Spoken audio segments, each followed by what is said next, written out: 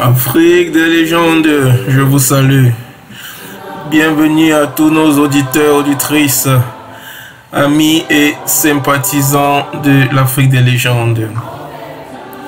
Jamna, Mbote, Njambo, Mbolo, Salam, Bembekiri, Waniche, Nangadef, Onisuguma, Inakawana, Mahakie, Ngechacho, Mechache, Kunjani, Newinga, Doumelan.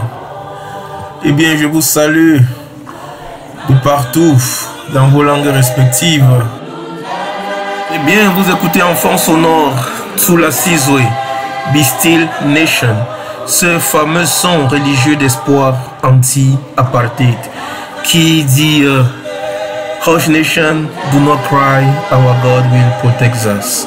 Chanté ici par la chorale de l'Université de Johannesburg, Maïbouye et Africa. Eh bien, nous ne cesserons de rappeler le but de cette chaîne qui est de promouvoir, de ressusciter et de célébrer le patrimoine pluridimensionnel africain.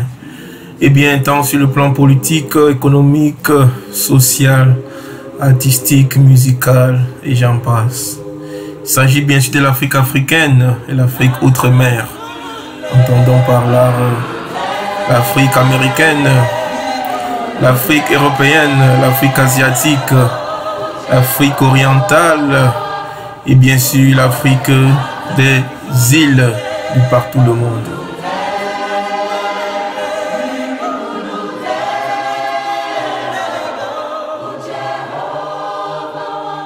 Aujourd'hui, nous allons parler de cette femme politique panafricaine, militante sud-africaine anti-apartheid. Cette femme-là qui fut la représentante de l'ANC du côté de la France, de la Suisse et du Luxembourg entre 1984 et 1988. Il s'agit bel et bien de Dulcie Yvonne September.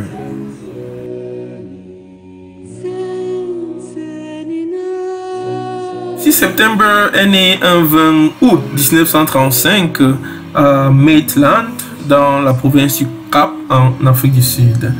Elle est classifiée comme métisse du Cap, ce qu'on appelle couramment en Afrique du Sud les colottes. Elle effectue ses études à l'école normale de Salt River, dans le Cap, avant d'enseigner à l'école primaire de Bridgeton, toujours dans le Cap. Elle rejoint l'Abdoussa, African People's Democratic Union of Southern Africa, créée en 1960. Elle cofonde en 1962 le Yushishan Club, YCCC, qui sera remplacé la même année par le Front de Libération Nationale. Dulcie September est arrêtée le 7 octobre 1963 à cause de ses activités anti-apartheid et condamnée à 5 ans de détention. Elle poursuit ses études supérieures étant détenue à la prison de Kroonstad dans la province du Free State. Elle est libérée en 1969 et assignée en résidence pour 5 autres années. Elle quitte finalement son pays le 19 décembre 1973 avec un visa de sortie permanent l'empêchant d'y retourner. Étant au Royaume-Uni, elle rencontre des membres de l'ANC et du Parti communiste sud-africain en exil à Londres. Devenue permanente de l'ANC en 1976, elle soutient à son tour les nouveaux exilés. Engagée dans la Ligue des femmes de l'ANC, elle s'active à mobiliser l'opinion autour de la situation des femmes et de la jeunesse en Afrique du Sud à la suite des émeutes de Soweto et en liaison avec le comité anti-apartheid de l'ONU et la Fédération démocratique internationale des femmes. En 1976, elle est élue présidente du comité londonien pour l'année internationale de l'enfance des Nations Unies. Avec l'arrivée du président François Mitterrand en 1981 à la tête de l'exécutif français, l'ANC cesse d'être une organisation terroriste en France et peut donc ouvrir un bureau à Paris.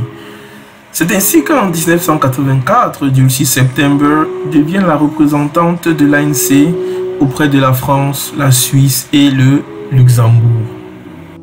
Elle a assez œuvré pour l'isolation diplomatique et politique du régime apartheid.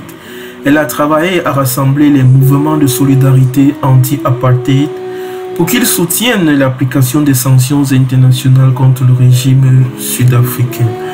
Elle intervient publiquement au cours des années 86 à 87 en faveur de la libération de Pierre-André Albertini, un coopérant incarcéré à Ciskei sous l'accusation d'être porteur de valises de l'ANC.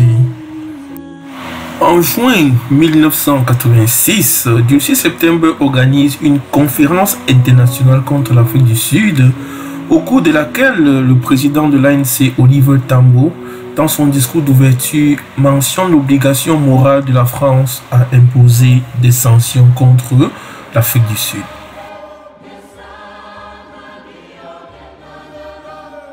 Elle enquête à la même époque sur les ventes d'armes françaises à l'Afrique du Sud en contradiction de l'embargo voté par l'ONU qui interdisait la vente d'armes de tous les pays vers l'Afrique du Sud.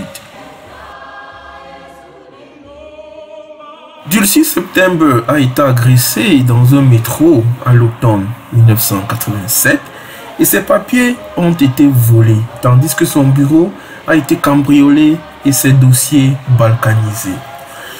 Dulcie September aurait demandé en vain une protection policière en France, tout en refusant une mutation proposée par la direction de l'ANC. Dans les prochains mois à venir, nous allons intensifier nos actions, tant sur le plan politique que militaire, à l'intérieur même de l'Afrique du Sud. Est-ce que cela passe par le terrorisme? Nous n'acceptons pas ce mot. C'est le régime sud-africain qui est terroriste. Nous, notre action est politique et militaire. Le 29 mars 1988, aux environs de 10 heures, Dulcie September est abattue à l'entrée des bureaux de l'ANC au 4e étage du 28 rue des Petites Écuries, dans le 10e arrondissement de Paris, de 5 balles tirées à bout portant d'un calibre 22 équipé d'un silencieux d'une façon très professionnelle. Elle était âgée seulement de 53 ans. Dulcie September a été incinérée au cimetière Père-Lachaise et ses cendres ont été ramenées dans sa ville natale, au cimetière de Maitland, et dispersées sur les tombes de ses parents, Suzanne et Jacobus September. Sa mort a suscité une forte réaction populaire, rassemblant plus de 20 000 Parisiens en deuil. Après la fin de l'apartheid en 1992, l'ancien officier de police Eugène Decoq aurait déclaré à la commission Vérité et Réconciliation qu'un mercenaire français au nom de Jean-Paul Guerrier avait été impliqué dans le meurtre de Dulcie September. Néanmoins, officiellement, aucun assassin n'a été retrouvé et l'affaire est toujours en suspens 36 années après le massacre. La France refuse toujours de déclassifier les archives sur l'assassinat de Dulcie September, comme c'est le cas pour plusieurs autres nationalistes africains. Dulcie September a dédié toute sa vie au combat pour la libération de l'Afrique du Sud, bien qu'elle n'a pas vu l'aboutissement de son combat, puisque morte avant la libération de l'Afrique du Sud.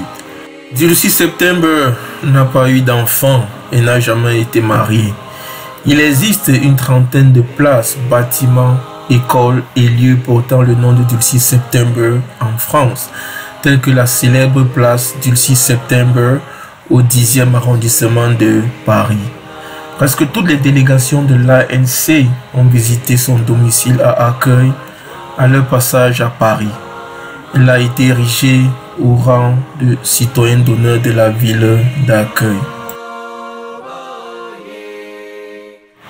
Bien que n'étant pas assez célébrée en Afrique du Sud à juste titre, Dulcie September a toujours été une femme incorruptible, telle que racontée par Evelyn Groening dans le livre Incorruptible, The Story of the Murders of Dulcie September, Anton Lubowski et Chris Yanni.